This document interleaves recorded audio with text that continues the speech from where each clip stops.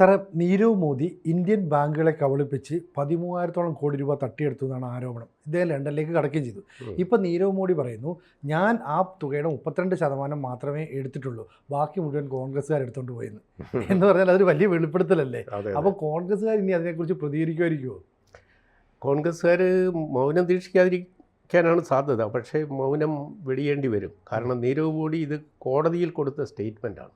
കോടതിയിൽ കൊടുത്ത ലണ്ടൻ കോടതിയിൽ അദ്ദേഹത്തിന് എൻ്റെ കേസിനെ സംബന്ധിച്ചുള്ള വിചാരണ വേളയിൽ കൊടുത്ത സ്റ്റേറ്റ്മെൻറ്റിൽ പറയുന്നത് വളരെ രസകരമായ ചില വെളിപ്പെടുത്തലാണ്.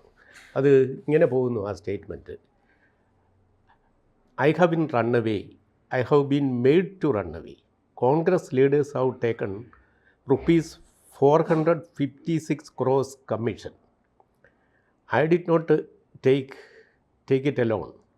I gave a share to everyone. Out of ₹13,000 crore, I had only 32% share. The rest belongs to Congress leaders. The person who called the Chowkidar thief turned out to be the thief himself. അതാരെയാണ് ഉദ്ദേശിക്കുന്നതെന്നും വ്യക്തം. ഇത് ആണ് അദ്ദേഹം നീരവ് മോഡിയുടെ കോടതി സ്റ്റേറ്റ്മെൻറ്റിലെ ഒരു ഭാഗം. അപ്പോൾ ഇദ്ദേഹം വെളിപ്പെടുത്തിയിരിക്കുന്നത് ആരുടെയും പേര് പറയാതെയാണെങ്കിലും അവസാനത്തെ വാചകത്തിലെ ആ പേര് ചൗക്കിദാർ ചോർഹെ എന്ന് പറഞ്ഞ ആരാണെന്ന് നമുക്കറിയാം. അപ്പോൾ അവരെയൊക്കെ ഉദ്ദേശിച്ചുകൊണ്ടാണ് കോൺഗ്രസ്സിന് കമ്മീഷനായിട്ട് തന്നെ ഇത്രയും 456 കോടി രൂപ കൊടുത്തു എന്നാണ് നീരവ് മോഡിയുടെ വെളിപ്പെടുത്തൽ. നീരവ് മോഡി കുറ്റവാളിയാണ്, ഫുജിറ്റീവാണ്, ഇന്ത്യയെ പണാപകരണം നടത്തിയിട്ട് രാജ്യം വിട്ട ആളാണ്. ലണ്ടനിൽ അദ്ദേഹം അറസ്റ്റ് ചെയ്യപ്പെട്ടു, അദ്ദേഹത്തിന് ജാമ്യം കിട്ടി, അദ്ദേഹം കോടതിയിൽ തൻ്റെ ഭാഗം വാദിക്കുകയാണ്. അപ്പോൾ ആ കൂട്ടത്തിലാണ് ഈ സ്റ്റേറ്റ്മെൻറ്റ് വന്നത്. ഇന്ത്യയിലെ കോൺഗ്രസ് ലീഡേഴ്സ് ഇതിന് മറുപടി പറയേണ്ടി വരും. അതാണ് ഇതിൻ്റെ അന്തസ്സത്ത. 13,000 കോടി രൂപയുടെ അപകരണ കുറ്റം ചുമത്തപ്പെട്ട ആൾ പറയുന്നു അതിൽ പകുതി പോലും അയാൾ കിട്ടിയില്ല, അയാൾക്ക് 32% കിട്ടിയുള്ളൂ. അപ്പോൾ കോൺഗ്രസ്സുകാർ എത്രത്തോളം പൈസ അടിച്ചു? ബാക്കി ഇത്രയും കോൺഗ്രസ്സുകാർ കമ്മീഷനായിട്ടും വ്യക്തിപരമായിട്ടും ഷെയർ ചെയ്തു വീതിച്ചു. അപ്പോൾ ഈ ബാങ്ക് തട്ടിപ്പെന്ന് പറയുന്നത് ഒരുപക്ഷെ നീരജ് മോഡിയുടെ മാത്രം അജണ്ട ആയിരിക്കില്ല അല്ലേ? ഒരു കൂട്ടം ആളുകൾ പ്ലാൻ ചെയ്ത് നടത്തിയതിനകത്ത് ഇയാളെ മുന്നിൽ നിർത്തി കളിക്കുന്നു. ഇയാളൊരു രത്നവ്യാപാരി ആയിരുന്നല്ലോ. അതെ, വലിയ ബിസിനസ് ചെയ്യുന്ന അനേകായിരം കോടി രൂപയുടെ ബിസിനസ് ചെയ്യുന്ന ഒരാളിന് ബാങ്ക് ലോൺ കിട്ടാനുള്ള സാധ്യതയുണ്ട്.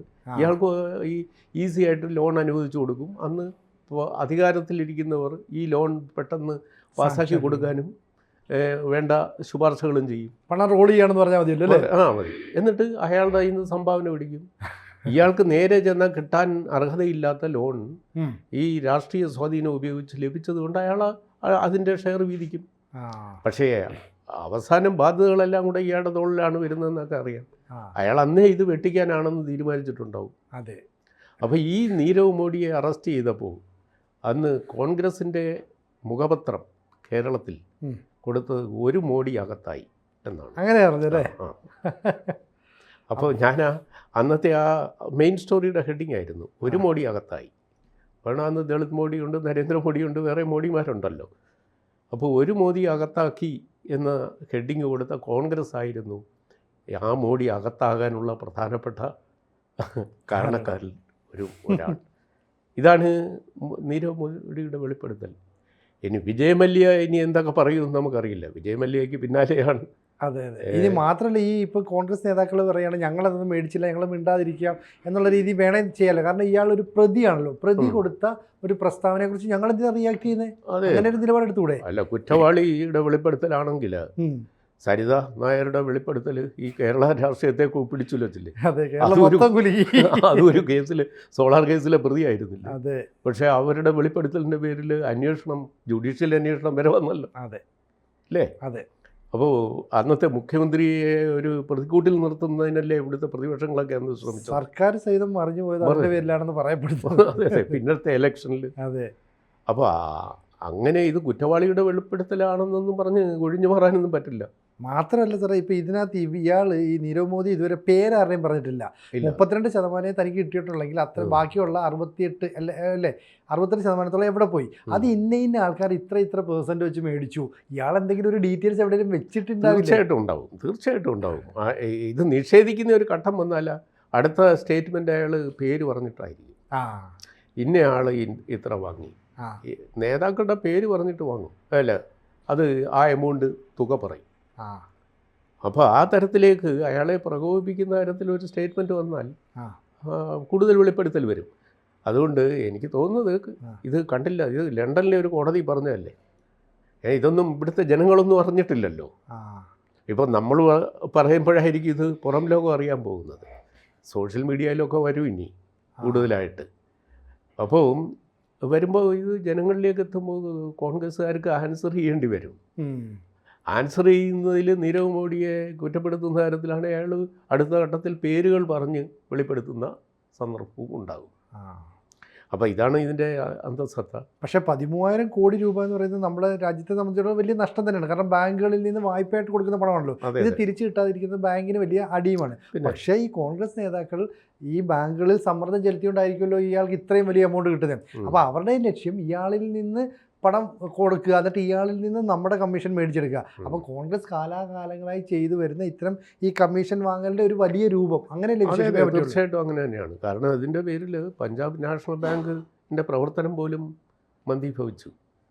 കാരണം 13,000 കോടി രൂപ അത്രയും വലിയൊരു തുകയല്ലേ, അത് തിരിച്ചു കിട്ടാതെ വരിക.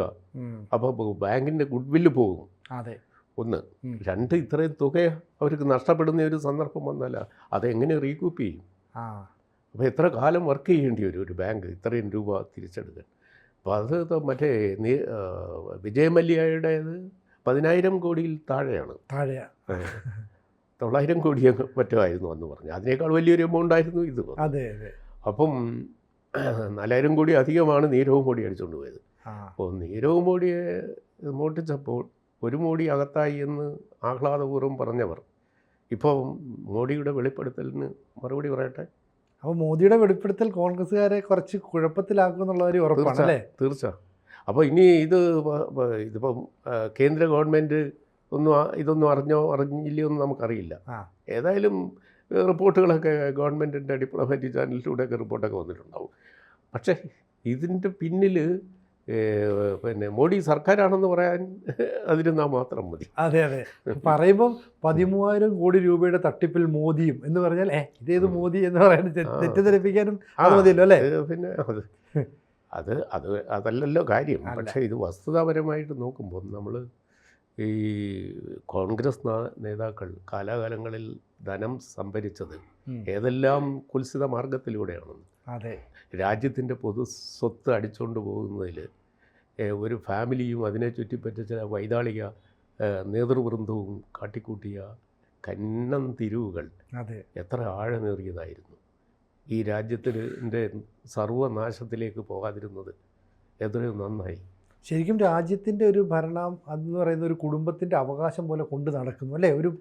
അത് വേറെ വലിയ സബ്ജക്റ്റാണ്, ഡൈനാസ്റ്റി ഇൻ ഡെമോക്രസി. അത് നമ്മൾ വേറൊരു കാര്യത്തിൽ ചർച്ച ചെയ്യേണ്ടതാണ്. അത് കോൺഗ്രസിൽ നിന്ന് പകർത്തി കന്യാകുമാരി മുതൽ പിന്നെ കാശ്മീർ വരെ എല്ലാ പ്രാദേശിക പാർട്ടികളും മക്കൾ രാഷ്ട്രീയം താലോലിക്കുന്നുണ്ട്. അപ്പോൾ അത് നമുക്ക് വേറൊരു സബ്ജക്റ്റാണ്. പക്ഷേ നീരവ് മോഡിയുടെ വെളിപ്പെടുത്തൽ കോൺഗ്രസ്സിന് ഭാവിയിൽ തലവേദനയാവും. കൂടുതൽ വാർത്തകളും വിശേഷങ്ങളും നിങ്ങളിലേക്ക് എത്താൻ ABC മലയാളം സബ്സ്ക്രൈബ് ചെയ്യുക, ബെൽ ബട്ടണും അമർത്തുക.